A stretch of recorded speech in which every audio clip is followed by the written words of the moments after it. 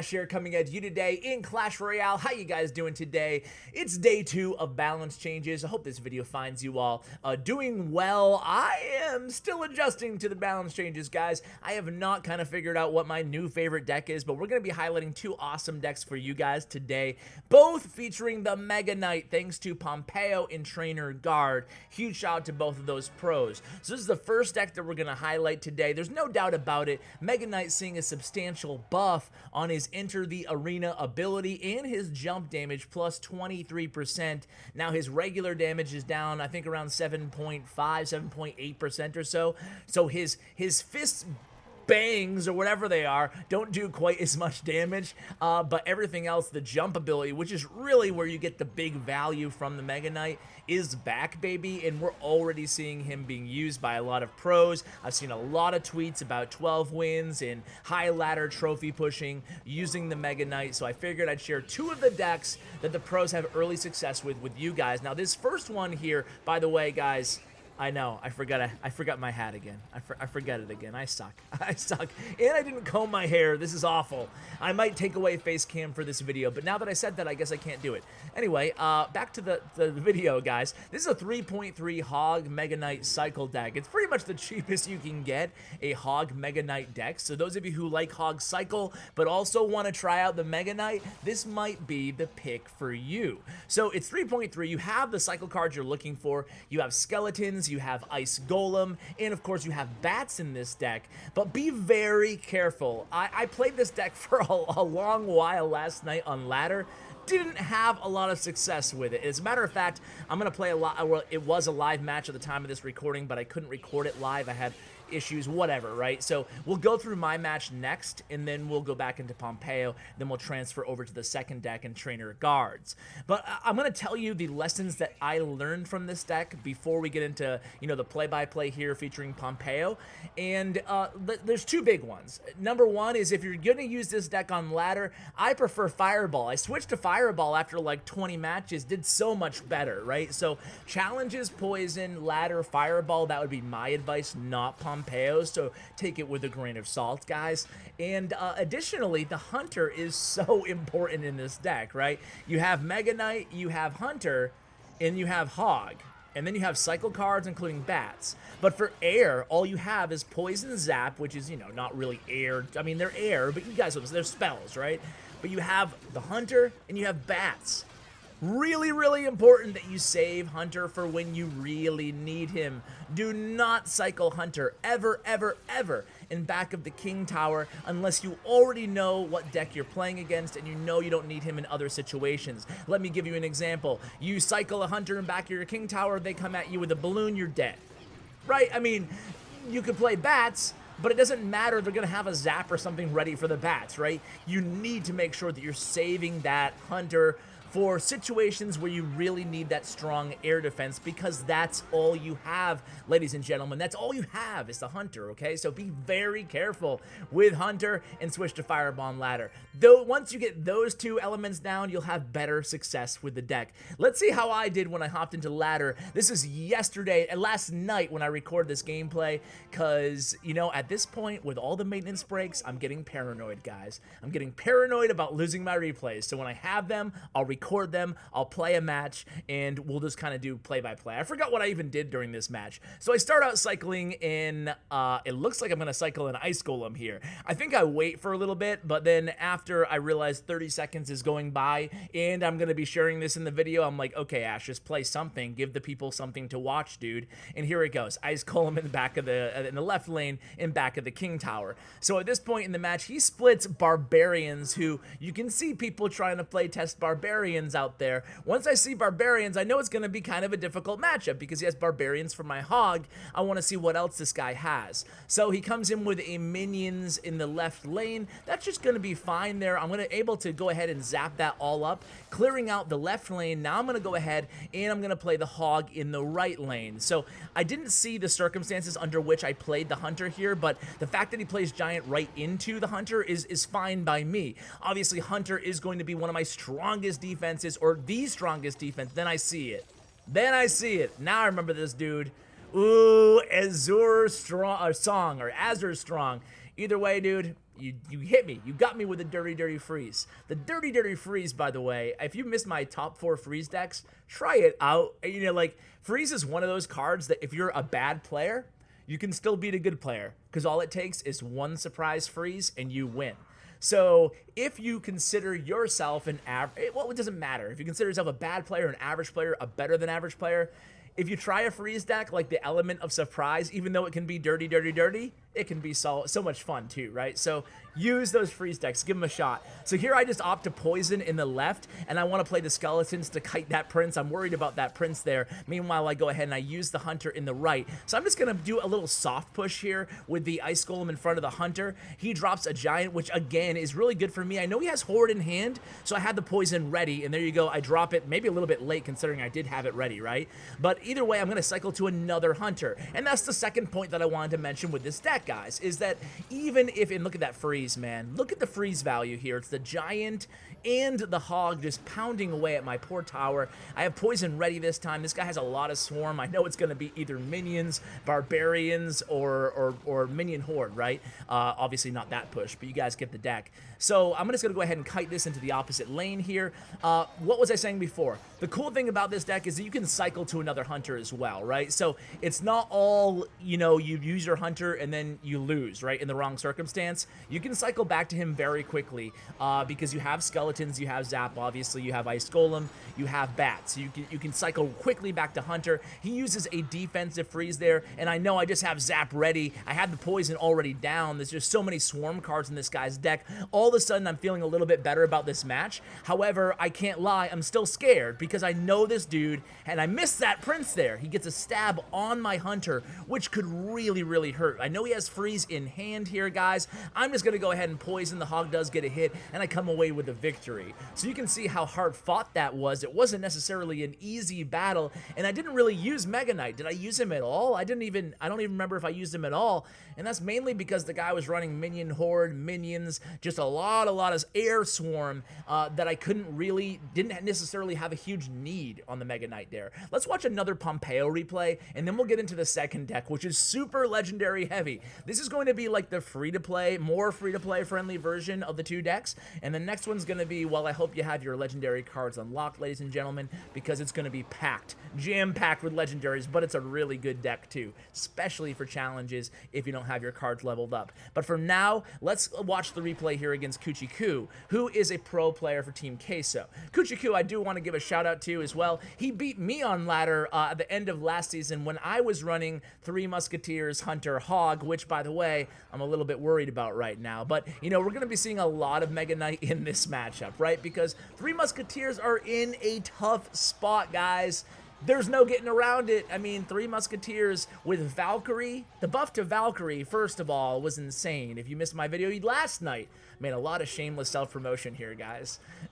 If you missed my video last night, Valkyrie she's a beast. She's a beast. She didn't need a buff. She got a buff. Now she's even better. Could probably make the same argument about Wizard here. But now with more Valkyrie and Mega Knight going around, I'm worried about Three Musketeers. Like, really worried. And what is going on with my hair, guys? Holy moly. Sorry. This video's getting off the tracks. Let's drive it back in, guys. Let's drive it back in. All right, so Kuchiku's going to go ahead. It looks like set up with an ice golem here. Wonder what he's doing. I guess he does not want to lose that left tower. So at this point, you know, if I was Kuchiku, I probably, and you know, guys, he's way better than I am. But I probably would have just reset and given him that left tower and taken that pump down, getting the poison out of my opponent. However, he was able to actually defend pretty well there, all things considered, and now he gets a swing on that mega minion onto that hunter there. So now he's ready to play his Three Musketeers, 2 in the right lane, 1 in the left, hopefully get that poison on the right tower. He does indeed get that poison lured on the right tower. Now he's going to go in here, and he's playing, I like that he's playing a Valkyrie version of Three Musketeers.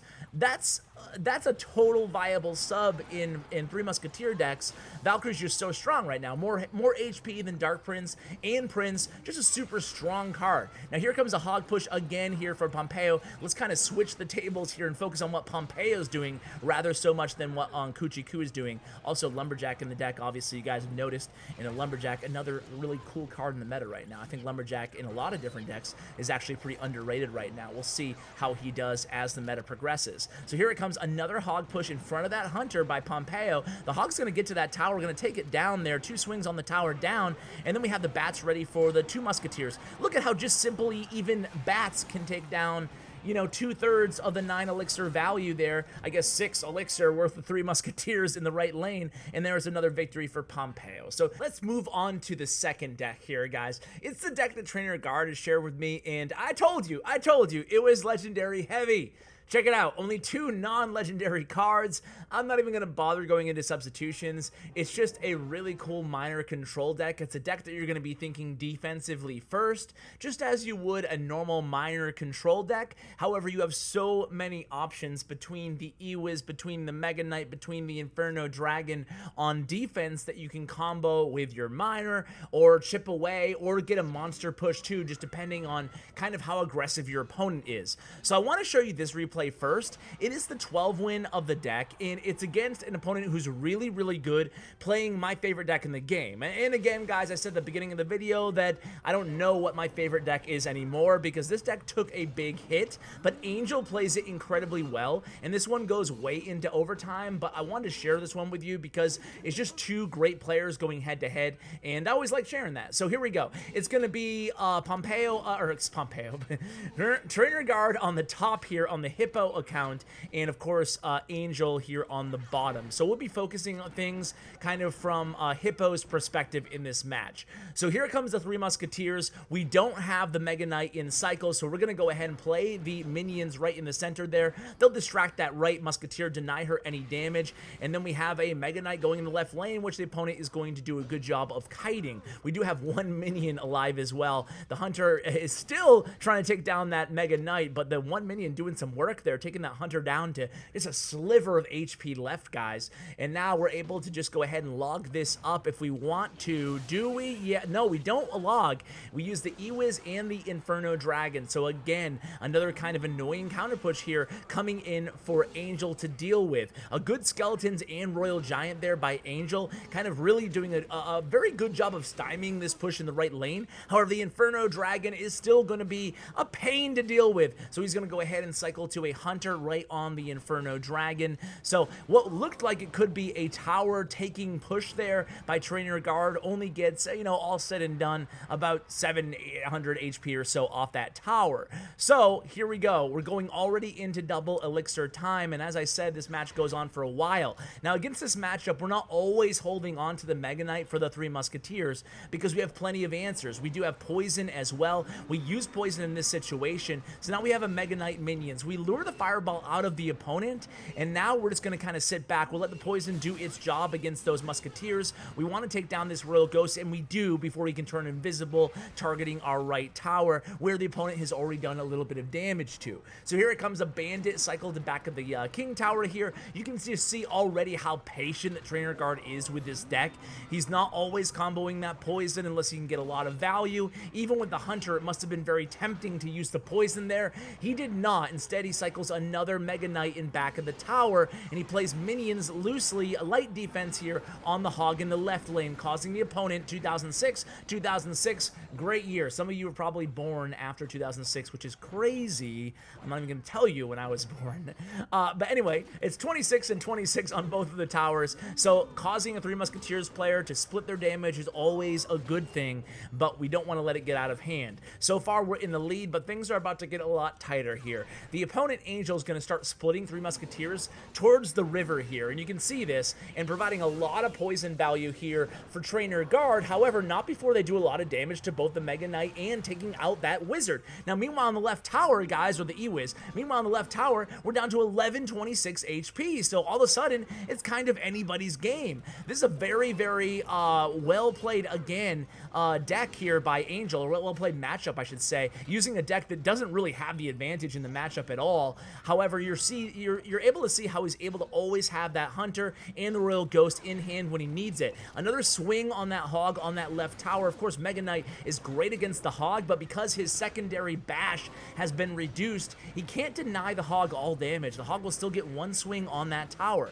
So here it comes. Mega Knight does make contact against those 2 musketeers, thankfully there for Trainer Guard. That probably would have been GG if they had not, or actually he had log, so I guess it wouldn't have been GG. But either way, left tower down to 862 damage left. Our tower's down to 630, or the tower that we're focusing on, so it's really anybody's game. Of course, Bandit doing a good job stopping that Royal Ghost right in his tracks. Another 3 Musketeers split at the river here, guys, so this is getting really, really difficult to handle. We play an E-Wiz behind the Ice Golem there, buying the tower time to kill the Ice Golem, and now all we need is a nice minor poison, but not before Angel sends in the Hog Rider again. Hog will again get a swing on that right tower, and not before the Bandit charges, denying that second swing though, and here it comes. It's gonna be a minor poison on the right tower. Here it comes, minor in, poison down. Skeletons anticipated with the poison. Even the log's not gonna prevent that tower from going down. I told you guys it was a close match, but this deck is really, really solid. That was, of course, the 12 win.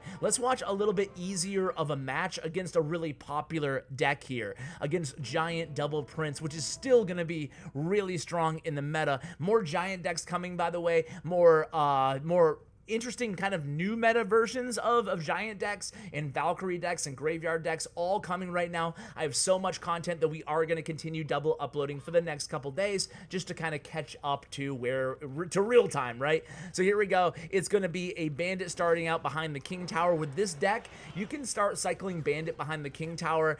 You can send, I would not send in a Miner, excuse me. I would not cycle an Inferno Dragon. I wouldn't cycle anything really besides Bandit and minions behind your King Tower. You want to save your Miner in case they have pump. Now look at this here. It's going to be a giant push in the left lane by the opponent. We have a Mega Knight and Inferno Dragon in the right lane. So you can see that the opponent's trying to kind of lure them into the left lane. We send in a Miner over there, hopefully to tank, so that the Inferno Dragon still has to be answered. Now that was a very good Mega Knight there, excuse me, a Mega Minion there by the opponent, taking out our Inferno Dragon. And then the Prince does get a stab just barely on our left tower before we're able to get that E-Wiz down. So the opponent does strike first, however, we were able to get a decent amount of damage just basically off that Miner on his right tower as well. But after this is when we really step it up here, guys. I think the opponent missed on that zap there, or used a zap when he didn't have to, and that's really going to cost him here. He would have had a 3 elixir advantage. It went all the way down to just 1 elixir advantage, and now let's see how Trainer Guard handles this. So here it comes, a big push, Goblin Gang and a Dark Prince, boom, all splat thanks to the Mega Knight. Man, maybe he forgot he had Mega Knight in the deck. Mega Knight, of course, really good at absolutely destroying big ground pushes, such as a Dark Prince and Goblin Gang behind it. And here it comes. Despite the arrows, we're gonna get so much damage here, guys. A Mega Knight and a Miner just hammering away at that left tower. Finally, a Mega Minion by the opponent, but it is too little too late. We have that tower down to 138 HP left. Now, how are we gonna deal with this giant Mega Minion? I always hate dealing with this push. It seems like every Giant Double Prince deck starts out with these quick little pushes, but look at how easily we're able to take care of things. Even with the zap, we're able to bleed away through that Golem's HP using the Inferno Dragon, and then boom, we splat with the big Mega Knight there to kind of tank for that Dark Prince, and this tower is going to be going bye-bye in the left. We try to get a Bandit on the right there. He kind of pre-logged there, but the log was too much to the right, so we didn't take the tower down. However, we do get that left tower down,